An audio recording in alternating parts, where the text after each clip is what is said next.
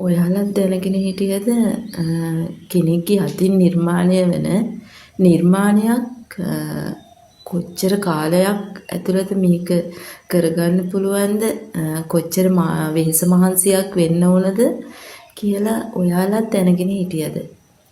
ඉතින් ඇත්තටම මේ කාන්තාවක් මේ වගේ නිර්මාණයක් කරනකොට මෙයාට වැය වෙන කාලය සහ ශ්‍රමය ගොඩක්ම වැදගත්. මොකද මෙයා ගොඩාක් මොලේ වෙහෙසවන්න ඕන මේ වගේ නිර්මාණයක් කරන්න. ඉතින් මේ ඇඳුම් විතරක් නෙවෙයි ගොඩාක් අය දැන් ඔන්ලයින් බිස්නස් හරහා ගොඩාක් ව්‍යාපාර කරන අය තමයි කාන්තාවන් ඉන්නේ. කාන්තාවන් කියන්නේ ගොඩාක් ශක්තිමත් දැන්.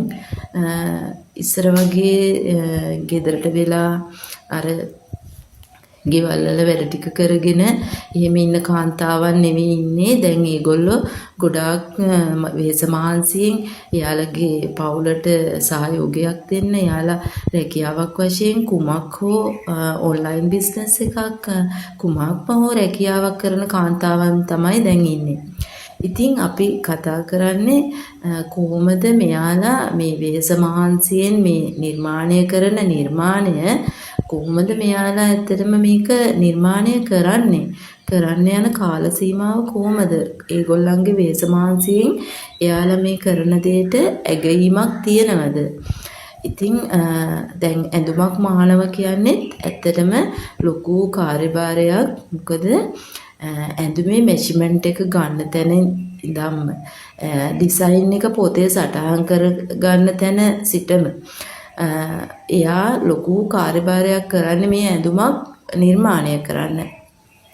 ඇඳුමක් පමණක් නෙමෙයි වෙන යම් දෙයක් හෝ දැන් සමහර ඔන්ලයින් කරන අය ඉන්නෝ ටෙඩි බියර්ස්ලා හදනවා.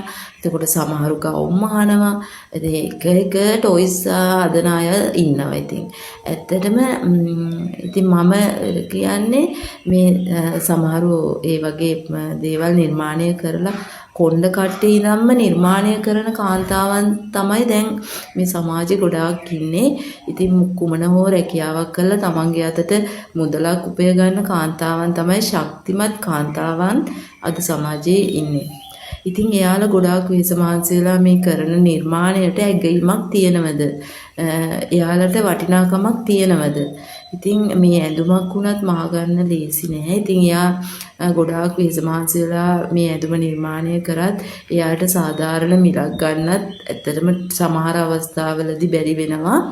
ඉතින් ඒ නොතේරුම්කමට සමහර අවස්ථාවලදී සමහර අයගේ දෝෂාරෝපණයට ලක් වෙන අවස්ථා තියෙනවා මේ ඇඳුම් සම්බන්ධයෙන්ුත්. සෑම නිෂ්පාදනයක් සම්බන්ධයෙන්ම ඔය මිල ගණන සඳහන් කරාම ඉතින් ඒ වගේ ප්‍රශ්න එන අවස්ථා තියෙනවා. ඉතින් මේ නිර්මාණයක් කරනවා කියන්නේ ලේසි නෑ. ඉතින් හැමෝම ගොඩාක් වෙහෙස මහන්සියෙන් තමයි මේ රස්සාව කරන්නේ.